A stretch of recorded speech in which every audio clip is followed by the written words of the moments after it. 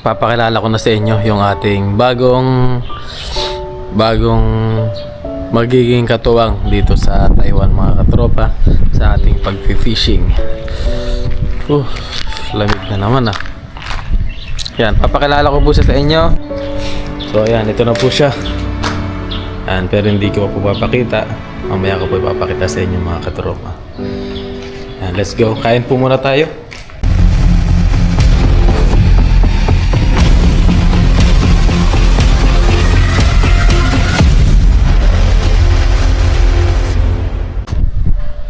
What's up, mga katropa? Magandang araw po sa ating lahat.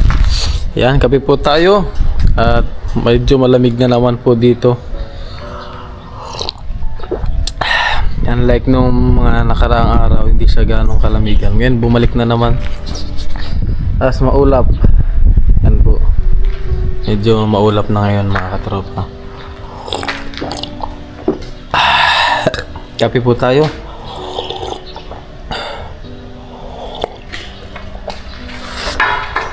Ayan po, mga katropa.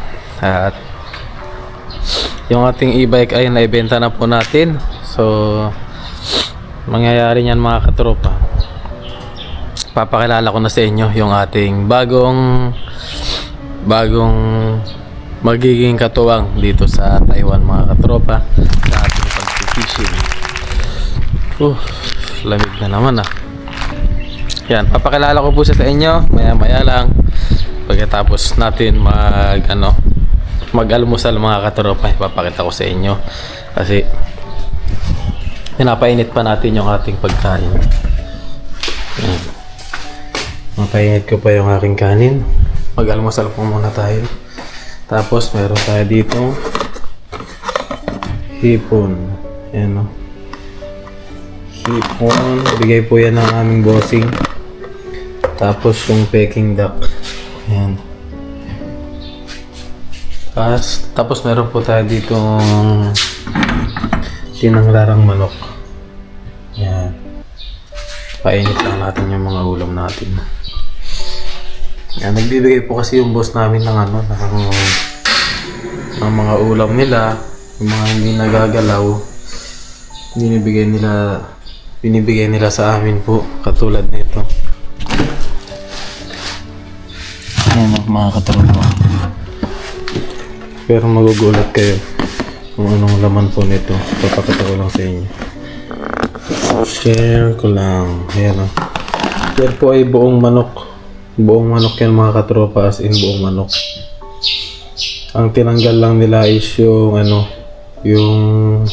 balahibo, tas laman loob. Tapos sinabawan na po nila. Nilagyan nila ng tsaa. Ayan Ay tibag po siya. Ayan, tibag. Ayan. Yan ang binibigay po sa amin. Pag may celebration sila dito, nag-order sila ng mga ganyan, lutong pagkain na. Tapos hindi naman po nila nagagalaw. Kaya ang nangyayari, binibigay po sa amin lahat. So yan, pakuluan lang po natin to. Tinanglaran ko na lang siya. Tapos maya po ay kain tayo. Then papakilala ko po sa inyo yung ating bagong second hand na magagamit natin dito para sa ating fishing adventure po. Yan, actually nabili ko na po ito nung nakaraan pa, bago pa natin ibenta si B. Yan, nabili ko na siya. Tapos ngayon ay ko muna, pinaayos ko muna, pinagawa ko muna kasi nga may mga konting issue na kailangang palitan, kailangang pa-maintenance. Pinaayos ko muna bago ko siya ipakilala po sa inyo para perfect. Hindi naman siya yung nakakahiya na pero sa makina lang naman po yung pinaayos natin sa kanya. So ayan, ito na po siya. Ayan, pero hindi ko po papakita. Mamaya ko po ipapakita sa inyo, mga katropa. Ayan, let's go. Kain po muna tayo. Ayan po, mga katropa, at hindi na po natin na-vlog yung ating start na pagkain po kanina. At kain po tayo. Ayan, kasalukuyan na po tayong kumakain kasi kausap natin yung ating family. meron din po siyang sorpresa na sinabi sa akin. At yun po ay lubos na kinasaya natin mga katropa, kaya nakalimutan na nating vlog yung ating start ng pagkain po. Yan, kasalukuyan na po tayong kumakain, kain po tayo. At kain na rin po kayo dyan mga katropa. Maya maya po ay ipapakita ko na po sa inyo yung makakatuwang din natin sa ating pagpipishing. At ayun, tuloy-tuloy po yung blessing na dumating sa amin. At kakasabi lang din po sa akin ni Mrs. ko po mga katropa. Abangan nyo po yan.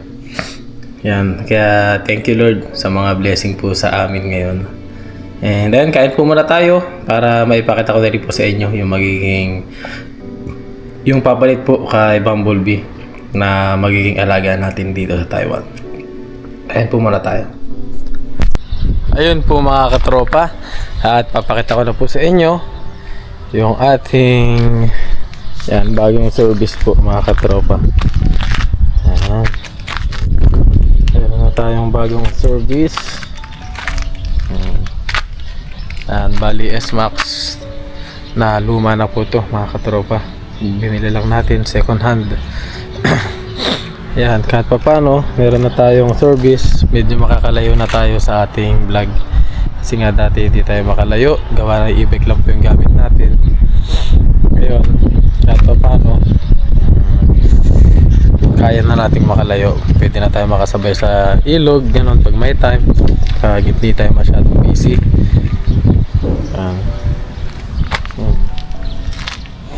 Ayos pa rin naman siya mga katropa. Yan, lumang-luma na. Yan. Ayun po mga katropa. At siguro papangalanan po natin to na ano bang magandang pangalan. Yan, maganda kasi kung yung mga gamit natin na motor katulad nito is pinapangalanan para kasi tumitibay daw eh. Kaya pag ayaw di ma. So ayun, hindi ko po alam kung anong gagawin ko ngayon dahil malamig, parang nakakatamad din lumabas mga katropa.